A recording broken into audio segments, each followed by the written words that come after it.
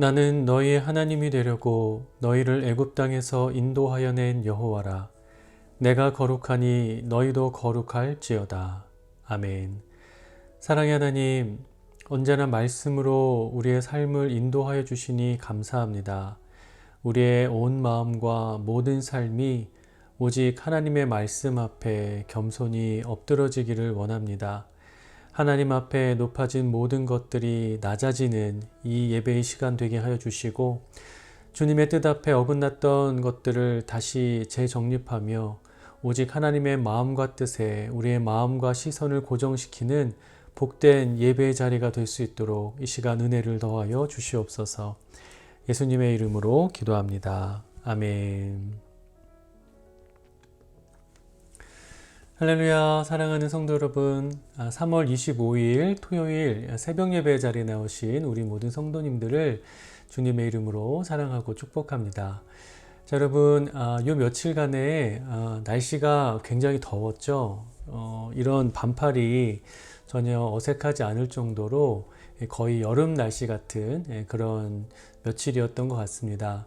그래서 조금 덥기는 했지만 그래도 그 햇살을 받는 게 굉장히 좀 기분이 좋아지는 그런 날씨였던 것 같아요.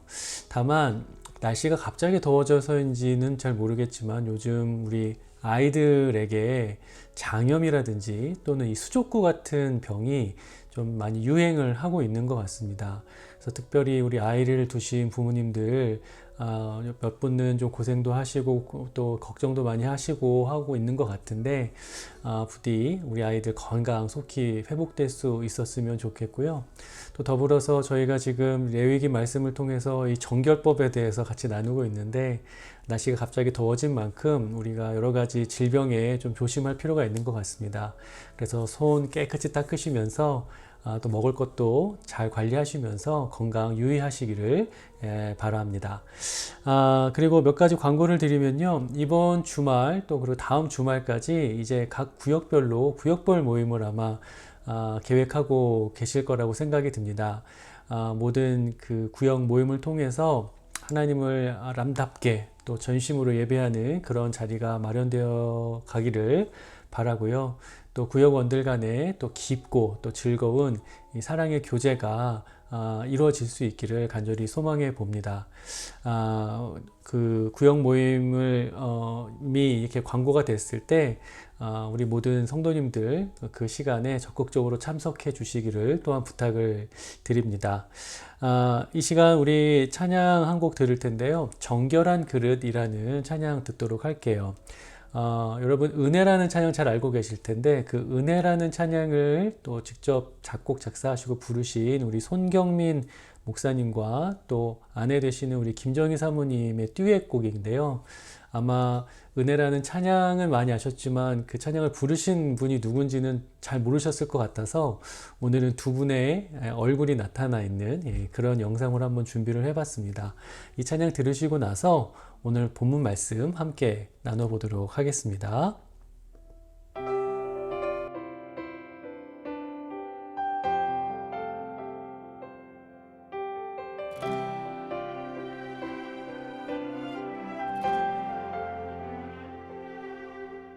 정결한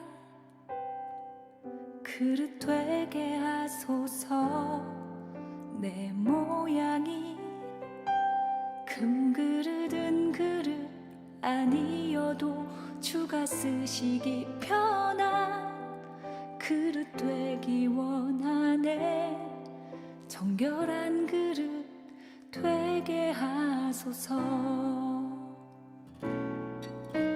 정결한 그릇 되게 하소서. 내 모양이 금그릇 은그릇 아니어도 주가 쓰시기 편한 그릇 되기 원하네. 정결한 그릇 되게 하소서. 정결한 그릇 되기 원합니다. 주님 뜻대로 날 사용하소서. 주가 쓰시기 편한 그릇 되길 원하네. 정결한 그릇 되게 하소서.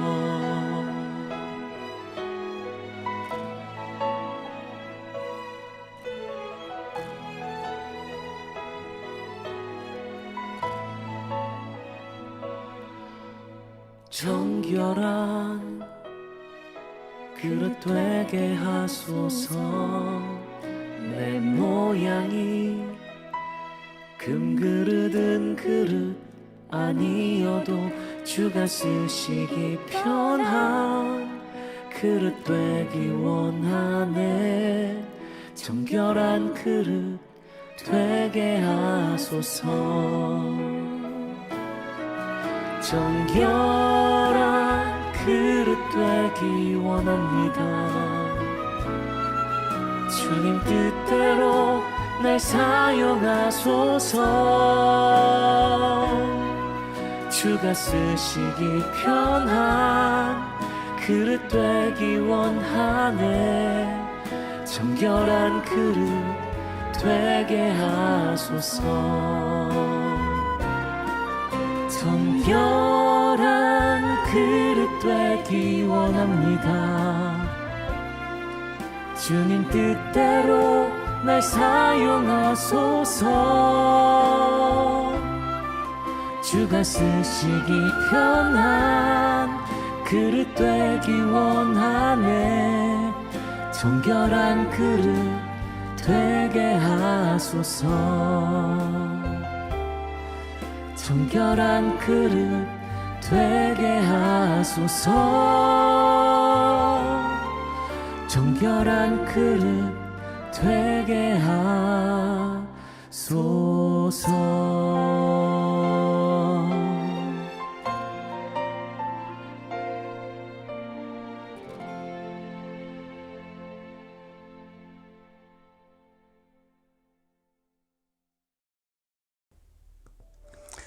아멘. 자, 여러분, 이 찬양의 가사처럼 우리가 하나님께서 사용하시기 편한 그 정결한 그릇이 되어가기를 소망합니다. 그래서 우리의 몸과 또 우리의 마음, 또 그리고 우리의 삶을 둘러싼 우리의 모든 환경까지도 하나님께서 쓰시기에 정결한 그릇으로 아름답게 갖고 나갈 수 있는 우리 모두가 되기를 간절히 소망합니다. 자, 오늘 말씀 함께 읽도록 할게요. 오늘 말씀은요, 레위기 14장 33절부터 57절까지 말씀인데요. 이 말씀 함께 읽어보도록 하겠습니다. 여호와께서 모세와 아론에게 말씀하여 이르시되 내가 내게 기업으로 주는 가나안 땅에 너희가 이를 때에 너희 기업의 땅에서 어떤 집에 나병 색점을 발생하게 하거든 그 집 주인은 제사장에게 가서 말하여 알리기를 무슨 색점이 집에 생겼다 할 것이요. 제사장은 그 색점을 살펴보러 가기 전에 그 집안에 있는 모든 것이 부정을 면하게 하기 위하여 그 집을 비우도록 명령한 후에 들어가서 그 집을 볼지니 그 색점을 볼 때에 그 집 벽에 푸르거나 붉은 무늬의 색점이 있어 벽보다 우묵하면 제사장은 그 집 문으로 나와 그 집을 이레 동안 폐쇄하였다가 이레 만에 또 가서 살펴볼 것이요. 그 색점이 벽에 퍼졌으면 그는 명령하여 색점 있는 돌을 빼내어 성밖 부정한 곳에 버리게 하고 또 집안 사방을 긁게 하고 그 긁은 흙을 성밖 부정한 곳에 쏟아버리게 할 것이요. 그들은 다른 돌로 그 돌을 대신하며 다른 흙으로 집에 바를지니라. 돌을 빼내며 집을 긁고 고쳐 바른 후에 색점이 집에 재발하면 제사장은 또 가서 살펴볼 것이요. 그 색점이 만일 집에 퍼졌으면 악성 나병인즉 이는 부정하니 그는 그 집을 헐고 돌과 그 제목과 그 집의 모든 흙을 성밖 부정한 곳으로 내어갈 것이며 그 집을 폐쇄한 날 동안에 들어가는 자는 저녁까지 부정할 것이요. 그 집에서 자는 자는 그의 옷을 빨 것이요. 그 집에서 먹는 자도 그의 옷을 빨 것이니라. 그 집을 고쳐 바른 후에 제사장이 들어가 살펴보아서 색점이 집에 퍼지지 아니하였으면 이는 색점이 나은 것이니 제사장은 그 집을 정하다 하고 그는 그 집을 정결하게 하기 위하여 새 2마리와 백향목과 홍색실과 우슬초를 가져다가 그 새 하나를 흐르는 물 위 질그릇 안에서 잡고 백향목과 우슬초와 홍색실과 살아있는 새를 가져다가 잡은 새의 피와 흐르는 물을 찍어 그 집에 7번 뿌릴 것이요 그는 새의 피와 흐르는 물과 살아있는 새와 백향목과 우슬초와 홍색실로 집을 정결하게 하고 그 살아있는 새는 성박 들에 놓아주고 그 집을 위하여 속죄할 것이라. 그러면 정결하리라. 이는 각종 나병 환부에 대한 규례니 곧 옴과 의복과 가옥의 나병과 돋는 것과 뾰루지와 색점이 어느 때는 부정하고 어느 때는 정함을 가르치는 것이니 나병의 규례가 이러하니라. 아멘. 자, 여러분, 오늘 본문은 이 집에 발생한 이 나병 색점을 다루는 정결법에 관한 내용입니다. 만약 어떤 사람이 자신의 집에서 이 나병 색점을 발견하면 그 즉시로 제사장에게 그 사실을 알려야 했습니다. 여기서 중요한 것은 나병 색점이 발생한 그 즉시 그 집의 거주자들이 집을 비워야 했다는 것입니다. 사람들이 그 집의 부정함으로 인해 자기 스스로 또한 부정하게 되는 것을 면할 수 있게 하는 그런 조치였죠. 그러면 제사장은 그 빈집에 들어가서 그 색점의 양상을 면밀하게 살피고 그것이 나병의 색점인지 아닌지를 판단했습니다. 만약 그것이 나병의 색점이라는 것이 확인이 되면 그 집은 폐쇄하게 되고요. 그 이후에 색점이 생긴 부분을 제거한 뒤에 새롭게 보수하는 과정을 진행하게 됩니다.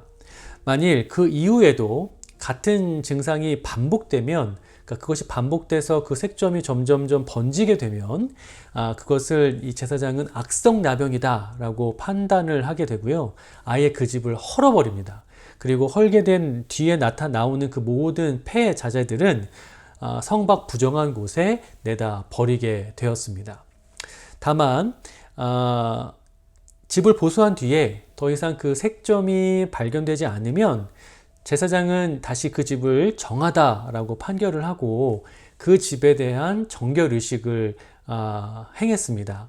새 2마리를 준비해서 한 마리는 흐르는 물 위에 그 질그릇에 담아서 잡고요.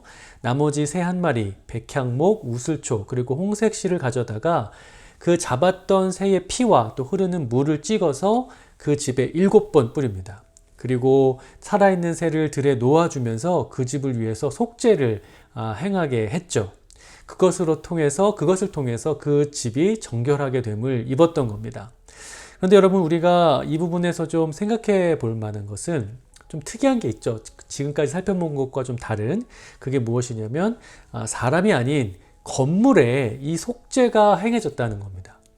그러니까 이것이 의미하는 것이 무엇이냐면 하나님께서는 사람뿐만 아니라 그 사람이 살아가고 있는 건물, 좀 넓은 의미로 적용하자면 그 사람이 살아가는 환경까지 거룩하기를 원하셨다라는 거예요.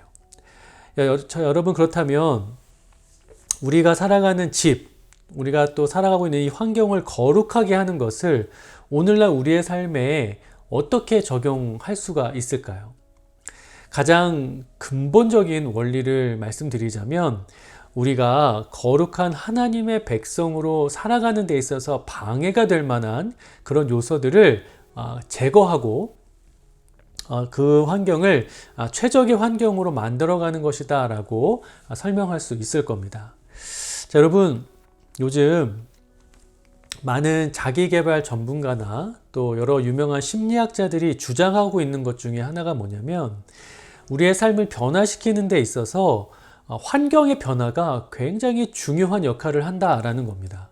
그러니까 과거에는 어떤 개인의 의지, 결단, 그리고 어떤 노력이 굉장히 중요하다라고 강조되었던 시기가 있었더라면 요즘에는 이제 작은 환경의 변화가 오히려 큰 변화를 일으킬 수 있는 아주 중요한 요소가 된다라는 것이 발견되고 있다라는 거죠. 예를 들어서 설명을 드리자면 여러분, 밤이 늦도록 이 핸드폰을 보다가 지쳐서 잠이 들고 또 아침에 일어나자마자 핸드폰으로 하루를 시작하는 그런 일은 우리의 삶을 거룩한 삶으로 이끄는데 전혀 도움이 되지 않을 겁니다. 왜냐하면 일단은 그렇게 핸드폰을 보면서 잠들고 또 일어나자마자 또 핸드폰을 켜는 것이 우리의 건강에도 전혀 도움이 되지 않고요. 또 핸드폰을 통해서 접하게 되는 컨텐츠 또한 우리에게 그렇게 유익한 것이 많지는 않을 겁니다. 그리고 무엇보다 그렇게 우리가 하루 종일 아침에 눈을 뜨자마자 핸드폰을 잡아야 되고 또 잠들기 직전까지 그 핸드폰을 놓지 못하고 있는 그런 상태라면 우리가 그러한 핸드폰을 우리의 손에서 놓고 사실 성경을 집어들거나 말씀을 읽거나 묵상하거나 아니면 기도하는 자리로 나아가는 기가 이미 굉장히 어려워졌다는 것을 반증하기 때문인 거죠. 여러분 그런 경우 있지 않으십니까? 이제 말씀을 읽어야 될 시간이 됐는데 내가 기도하기로 정한 시간이 됐는데 핸드폰을 보고 있다가 이것만 보자, 이것까지만 보고 이제 기도하고 말씀 읽어야지 하다가 어느덧 정신을 차리고 보면 시간이 한참 흘러져 있는 거죠. 너무 밤이 늦은 거예요. 그래서 나 말씀도 읽고 기도도 해야 되는데 이거 다 하고 자면 내일 피곤할 테니까 오늘은 어쩔 수 없이 빨리 자자 라고 침대에 눕죠. 그리고 침대에 눕고 이불을 덮은 다음에 또 핸드폰을 켭니다. 이런 경우가 많이 발생을 한다는 거예요. 그러니까 다시 말하자면 만약에 우리가 그런 핸드폰은 우리의 삶을 거룩하게 하기 위해서 반드시 적절하게 다루어져야 하는 내 주변의 환경이라고 말할 수 있다는 거죠.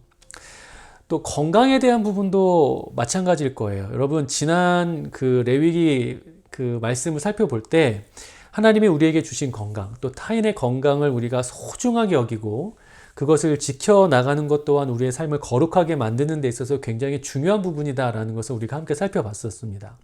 자, 그렇다면 여러분 내 주변의 환경에서 이 내 집 안에서 내 건강을 해치는 요소들을 정결하게 하는 것도 굉장히 중요한 일일 겁니다. 예를 들어서 내가 단 것에 굉장히 너무 집착하고 있다면 집안 곳곳에 단 것을 쌓아두고 그것을 안 먹기 위해서 막 참고 애쓰기보다는 마음을 딱 다잡고 과감히 그것을 집안에서 치워버려야 되는 거죠. 그러니까 내 결단과 내 의지를 흔들리게 하고 자꾸만 나를 유혹하게 만드는, 나를 유혹에 빠지게 만드는 여러 가지 요소를 제거하는 그런 환경 설정이 굉장히 중요하다는 겁니다. 자, 여러분, 우리가 오늘 본문을 읽으면서 건물에 곰팡이가 피고 또 건강에 해가 되는 것들을 이렇게 제거하면서 그것에 속죄라는 개념을 대입하는 것이 너무 지나친 거 아닌가라는 생각이 들 수도 있을 겁니다. 그러니까 신앙적인 면을 지나치게 너무나 확대 적용하는 것에 대한 불편함을 느끼실 수도 있을 거다라는 생각이 들어요. 그런데 여러분, 우리가 인간이 환경이라는 것에 얼마나 큰 영향을 받는 존재인지를 우리가 좀 더 생각해 본다면 하나님이 왜 그런 것까지 하나의 율법으로 규례로 정하셨는지 우리가 금방 깨닫게 됩니다. 여러분, 만약에 우리가 죄의 유혹을 끊임없이 받을 수밖에 없는 환경에 둘러싸여 있음에도 불구하고 흔들리지 않고 굳건하게 꿋꿋이 우리의 믿음을 지켜나갈 수 있다면 하나님은 어쩌면 이 규례를 우리에게 명령하지 않으셨을 수도 있어요. 그러나 여러분, 우리는 사실 어떠하죠? 우리를 둘러싸고 있는 것과 또 우리가 매일 접하는 것들에 너무나 많은 영향을 받으면서 살아가고 있지 않습니까? 그렇기 때문에 우리가 살아가고 있는 이 환경과 또 우리의 주변을 관리하고 우리가 하나님께 집중하고 또 우리의 삶을 거룩하게 만들어가는 데 필요한 것들로 우리의 삶을, 우리의 환경을 다시금 채워가는 그 일은 너무나 중요하고 또 우리의 신앙의 삶과 결코 무관하지 않다라는 거죠. 그래서 우리가 그것을 굉장히 중요하게 여기고 거기에 우리의 마음을 쏟고 또 그것을 위한 우리의 실천을 열심히 행해야 되는 것이 굉장히 중요한 일이 되는 겁니다. 자, 사랑하는 성도 여러분, 오늘 이제 토요일이죠. 주말입니다. 이 주말이라 또 다른 평일보다는 좀 시간이 많으시잖아요. 그래서 이 휴일이라는 시간을 통해서 하나님이 우리에게 주신 이 거룩하고 감사한 명령을 실천해 보시는 건 어떨까라는 생각이 듭니다. 그러니까 우리가 하나님께 더 집중할 수 있고 또 우리가 기도와 말씀의 자리로 나아갈 수 있는, 그러니까 우리의 삶을 거룩한 삶으로 좀 갖고 나갈 수 있는데 더 좋은 환경을 만들기 위해서 우리의 집안에 새롭게 정돈되어야 할 것은 무엇인지, 또 과감하게 치워버려야 할 것은 무엇인지를 좀 살펴보고 또 곰곰이 좀 생각해보는 그런 시간을 가져보셨으면 좋겠다라는 생각이 듭니다. 그래서 우리의 삶을, 우리의 환경을 그렇게 더욱더 정결하고 거룩하게 변화시켜 나가는 그런 이번 주말이 되셨으면 좋겠고요. 또 그런 환경 아래에서 우리가 오롯이 하나님께 더욱더 집중하면서 하나님이 우리에게 원하시는 그 거룩한 삶을 소망하고 그 거룩한 삶을 위해서 우리가 마땅히 행해야 할 바를 더욱더 행해 나가는 그런 복된 시간이 되시기를 주님의 이름으로 간절히 축원합니다. 자, 이 시간 우리 함께 기도하겠습니다. 기도하실 때 삶의 환경을 거룩하고 정결하게 갖고 나갈 수 있는 지혜를 얻게 하여 주시옵소서. 또 우리를 거룩한 길로 이끄시는 하나님의 모든 명령에 늘 감사함으로 순종하게 하소서, 이렇게 기도하겠습니다. 그리고 치유와 회복의 역사가 우리 교회 가운데 나타나 우리 다니엘과 이정선 집사님 완벽하고 또 완전한 치료를 체험할 수 있도록 기도해 주시고, 또 우리 가족과 우리 모든 성도님들의 건강을 위해서 이 시간 함께 간절하게 기도하도록 하겠습니다.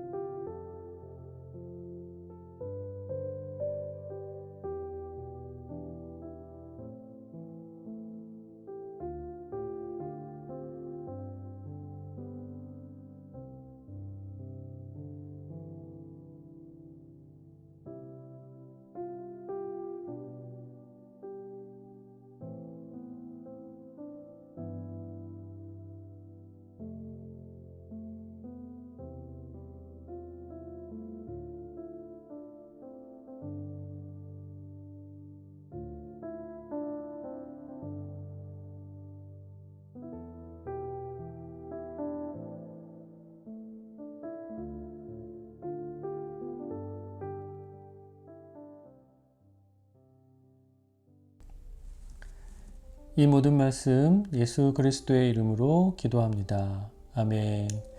자, 여러분 계속해서 개인 기도 시간 가져주시고요. 오늘 하루 우리를 둘러싼 환경을 더욱더 거룩하고 정결하게 갖고 나가시는 복된 시간으로 만들어 가시기를 간절히 축원합니다.